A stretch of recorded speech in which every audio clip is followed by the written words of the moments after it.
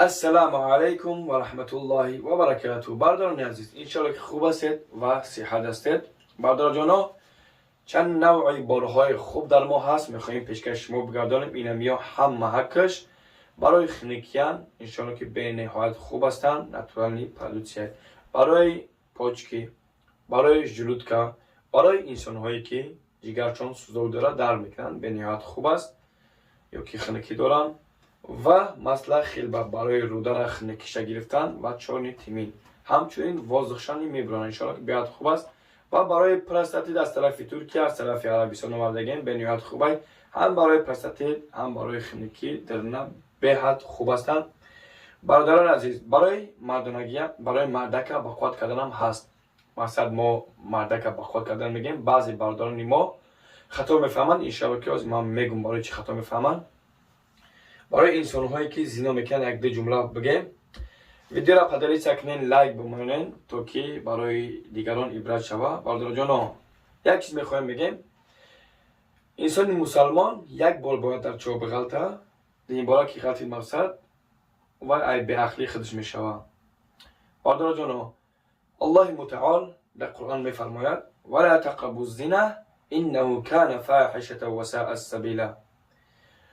زنا با زنا نزدیک نشوید. زنا چیزی به نهایت عملی زشتی است برای شما را، یعنی که با پستی و قشاقی و با فقیری شما را میبره میرسونه.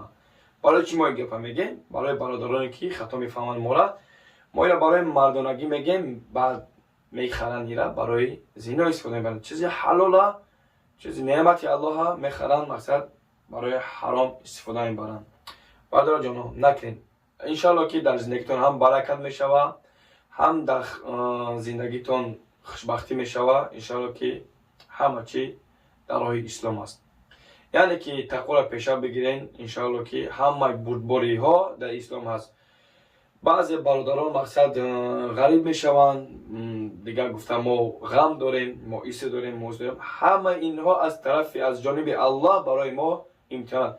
وقتی غم میرسه ما سرازا باید به سوی زنا یا به سوی سیگارت یا به سوی ناس یا به سوی یگان ختن نداریم. مقصد وقتی غم رسید، غم و خرسندی از جانب الله متعال میفرماید، میگه که من یک کس غم میتیم، مقصد غم در درونش غم جا میکنم بنده ما چیکار میکنه در حالتی که غم داره و با میگیرم غمشه همچنان که خرسندی میتیم در بدن همو.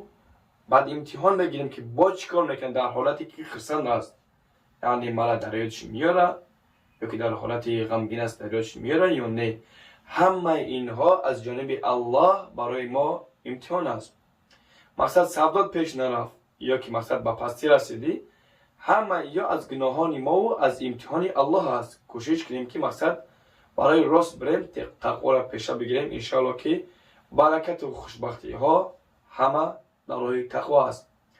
بهترین انسان کسی است که تقوا میگیره و بهترین انسان هست کسی است که با همسر خود معامله خوب میکنه و با پدر مادر نیکی میکنه. اولا با پدر مادر نیکی کن و بعدا با همسر خود نیکی کن. انشالله که باید خوب است. بعضی برادران مقصد غریب میشوند، تنها میمونند، توخه میمونند یا که یگان مصیبت میزنشون، بعد ریسک بسوی چی ما غم داریم.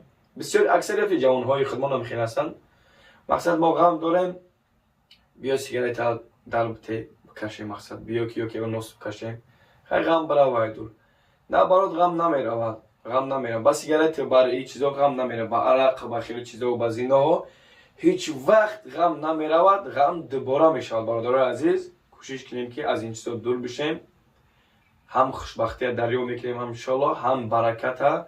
هم برای بعضی برادران مقصد برادر مادراشون شکایت میکنن که مقصد پسرای ما غریب میشوند، اوجه تمام نه تلفن میکنن، مقصد شکایتو بسیارن بهت بسیارن. ما جمله کوتاه میکنیم، مقصد شکایت میکنن که فرزندای ما میرن اوجه قطعی یگان بیوه قطعی یگان اروز، مقصد دیگه میبینن دیگه همیشه دیگه میرن پدر مادر گوش نمیکنن، نصیحتاشو گوش نمیکنن، دیگه زنگ نمیزنن. برادران عزیز، هر چیزی میخوام بگم، شما که چیزی که در این دنیا میشن بدونید که همش از دعای پدر و مادر است. یعنی که پدر و مادر راضی باشد الله راضی است. یعنی که الله راضی نباشد شما در این دنیا و در آخرت نه خوشبختی هم میبینید، نه سری بلندن، نه هیچ. برادر عزیز خواهش میکنیم از شما جوانای عزیز، وقتی که مقصد غریب اومدن، وقتی غریب شدن، همه یا از جانب الله برای ما امتحان است. کوشش کنیم که برای راست برین، امتحان خوب برسونیم، برای ما او دنیا کفایت است ان شاء الله.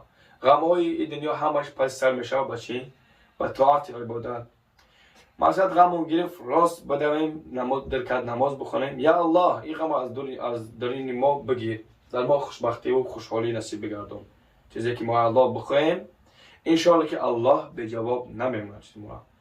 انشاءالله که گفت مرا فهمیدین، ویدیو لایک پدر سکنین که تا دیگرها عبرت بگیرن، مقصد با خود بیاین، پدر و مادرشان در یک روز 50 بار در زنگ بزنن، پدر و مادر خوشحال میشه که ما چونین فرزند داریم، مقصد فرزند ما را زنگ بزنه. آخر السلام علیکم و رحمت الله و برکاته.